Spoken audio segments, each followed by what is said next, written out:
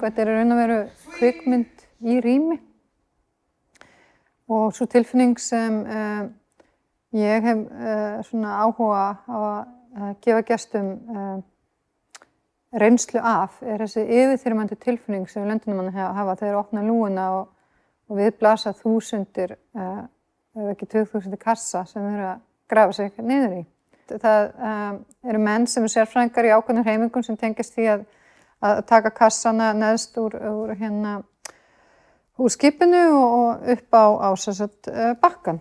Og þeir frömdu gjörning í 48 tíma sem sami tími og þeir fá til þess að tæma frystitogara í Reykjavíkurhöfn af frosnum fiskikossum.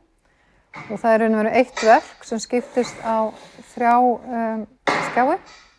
Auk þess er staðbundin tilraun í þessu rými þar sem að Hafnarhúsið var byggt sem vörugeymsluhús og tek út eitt element úr þessari rannsókn sem eru þessi kassar sem venjulega eru undir frosinn fisk. Tvíkaði það aðeins og við setjum þá upp í mörg þúsund stykkjum, búin til svolítið yfirþyrmandi reynslu fyrir áhorfandann. Vídeóverkið, kvikmyndaverkið það kallast á við heimildamyndina sem gerði þá sem heitir einmitt Keep Frozen og kom út árið 2016.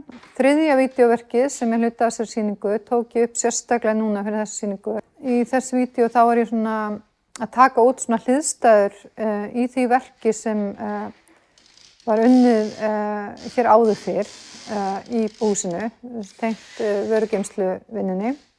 Og því verklegri vinnu sem fer fram í dag í safninu, en hluti af safnastarfi er að framleiða ný verk, sérstaklega á það við samtímalestasöfn.